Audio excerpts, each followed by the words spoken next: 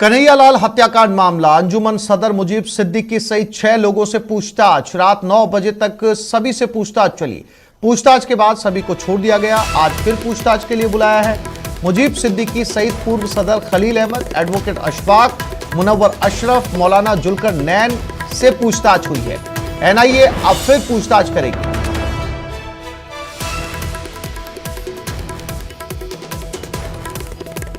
तो उदयपुर हत्याकांड में लगातार अपडेट सामने आ रहे हैं। एक के बाद एक कड़ियां जुड़ती जा रही हैं। वो तार सामने आ रहे हैं जहां से आरोपियों की बातचीत हुई थी। आरोपी किसी न किसी तरीके से इन लोगों के संपर्क में थे और जैसे जैसे कनेक्शन सामने आ रहे हैं, एनआईए बुला के पूछताछ कर रही है। हालांकि कल ये पूछताछ हुई थी, पूछताछ के बाद छोड़ दिया गया कुछ लोगों को।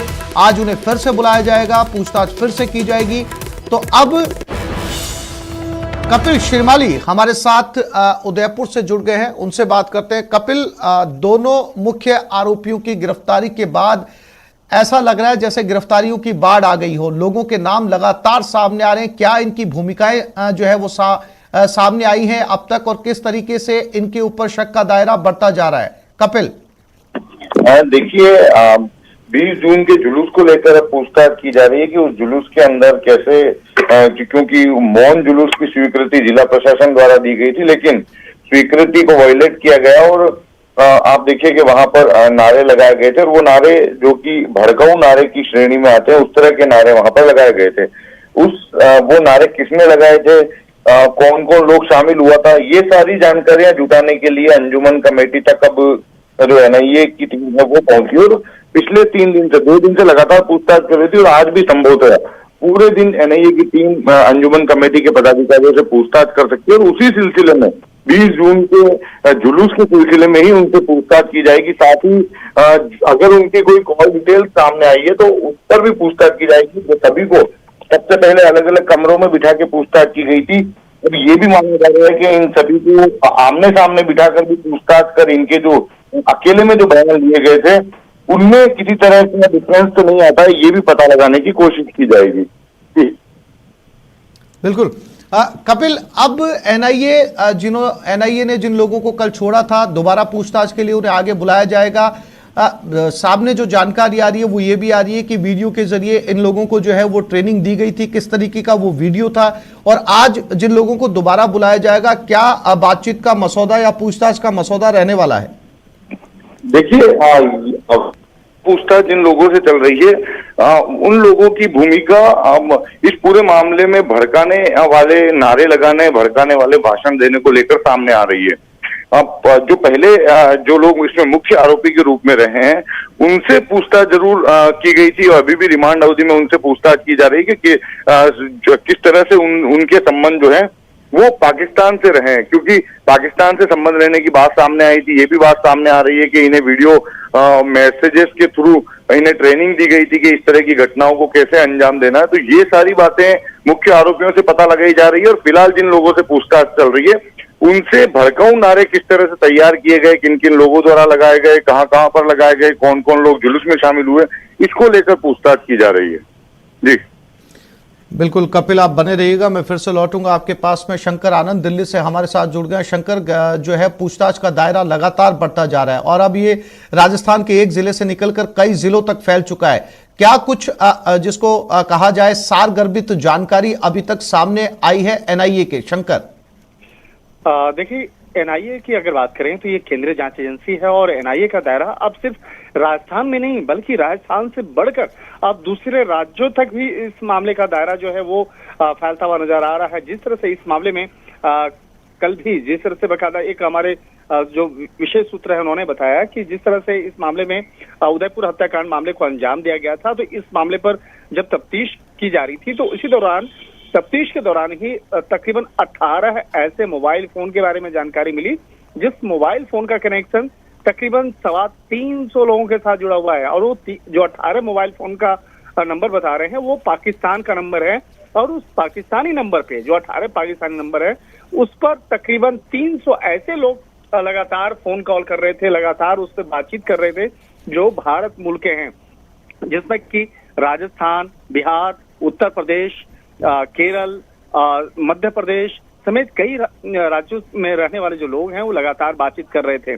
और जिस तरह से इस मामले में दावत इस्लामी नाम के जो संगठन है उससे जुड़े हुए कई लोग लगातार उस पाकिस्तानी नंबर पे बातचीत कर रहे थे, तो उसको भी खंगाला जा रहा है। तो एक तरह से कहा जा सकता है कि उदयपुर से इस मामले की तफ्तीश प्रारंभ हुई, लेकिन अब इस तफ्तीश का दायरा आगे बढ़कर कई राज्यों तक बढ़ता हुआ नजर आ रहा है।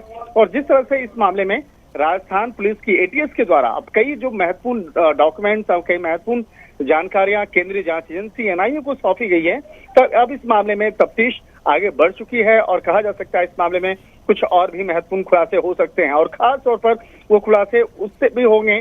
अभी 2 दिन पहले जब एनआईए के द्वारा राजस्थान के तकरीबन 9 लोकेशन पर छापेमारी की गई थी और वो लोकेशन, हालांकि ज्यादातर लोकेशन जो है उदयपुर का था, और उसी छापेमारी के दौरान कई महत्वपूर्ण दस्तावेजों, कई महत्वपूर्ण इलेक्ट्रॉनिक एविडेंस को इकट्ठा किया गया और उसी इलेक्ट्रॉनिक एविडेंस को जब खंगाला जा रहा है तो उसके तहत कई महत्वपूर्ण जानकारियां सामने आ रही हैं।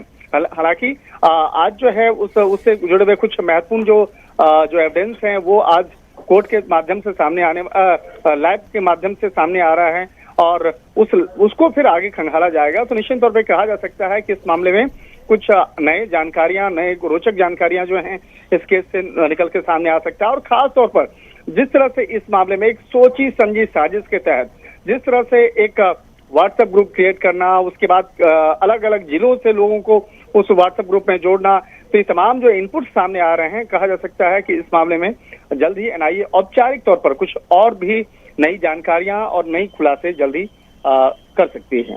जी शंकर, इसके अलावा जितनी जानकारियां छनकर सामने आ रही हैं, हालांकि साफ तौर पर तो जो है वो कोई आधिकारिक बयान सामने नहीं आया है, लेकिन जो नए नए concept WhatsApp group, WhatsApp chat या फिर वीडियो के जरिए ट्रेनिंग देने की बात सामने आ रही है, ये तथ्य भी जो है वो कहीं ना कहीं इस जांच के अंदर निकलकर सामने आए कि ग्रुप के अंदर वीडियो पहुंचते थे, उस वीडियो के जरिए ट्रेनिंग दी जाती थी ताकि ट्रेनिंग के लिए किसी तरीके का कोई कैंप ना लगाना पड़े या एक जगह इकट्ठे होकर ट्रेनिंग ना दी जा सके, इसके लिए वीडियो को हथियार बनाया गया। देखिए, जिस तरह से आजकल घर घर में और हर आदमी के हाथ में स्मार्टफोन आ चुका है, तो स्मार्टफोन के माध्यम से किसी भी बात को पहुंचाना और उसको इम्प्लीमेंट करवाना बहुत आसान सा हो गया है। याद होगा जिस तरह से वो दोनों हत्या के आरोपियों ने जिस तरह से वीडियो बनाया था और तो वीडियो बनाने के बाद जिस तरह से उसको वायरल किया गया, तो उसमें कई ऐसी बातों को जिक्र किया गया था कि आप कोई डरे नहीं, आप एक तरह से कहा जा सकता है कि लोगों को और भड़काने वाली बातें जो है उस तरह से कही गई थी और बताया गया था कि उसे इस बात का थोड़ा सा भी मलाल नहीं है। तो ये सब जो बातें हैं, ये बातें लोगों को भड़काने के लिए और एक तरह से कहा जाता है कि जिहादी सोच को और आगे बढ़ाने के लिए किया जाता है। तो इस तरह के कई ऐसे वीडियोज हैं जो जिसके बारे में अभी जांच एजेंसी पड़ताल कर रही है कि किस तरह से लोगों को भड़काना, किस तरह से जो एक और सामाजिक तत्वों के द्वारा जिस तरह से एक अपने विचार को गलत तरीके से उसको फैलाना, उसको तो ये सारी चीजें जो हैं एक मॉड्यूल का हिस्सा होता है। और कई ऐसे जो गलत तरीके से जो तस्वीरें हैं, तस्वीरें और वीडियो को एडिट करके गलत तरीके से उसको प्रेजेंट करना, वो भी एक तरीका है जिसके माध्यम से, जिसको देख करके, जिसको सुन करके लोगों के अंदर में एक गुस्सा जो है वो भड़कता है। कई बार जो है धार्मिक मसलों को लेकर, कभी व्यक्तिगत मसलों को लेकर, या कभी ऐसी जो बातें आपको कही जाएंगी जिससे कि आप भड़क जाएं। तो ऐसे ऐसे जो तरीके होते हैं, ये उस आतंकी मॉड्यूल का एक हिस्सा होता है और उसी के माध्यम से लोगों को भड़काने का काम किया जाता है। जिस तरह से नुपुर शर्मा वाले मामले की अगर बात करें तो उसी मामले को कितना तोड़ मरोड़ के कई लोगों के द्वारा कई व्हाट्सएप ग्रुप में बकायदा भेजा गया था, जिसके चलते ये तमाम मसले आए। तो जी शंकर, जी शंकर और कपिल, आप दोनों साथियों का बहुत शुक्रिया तमाम जानकारी देने के लिए।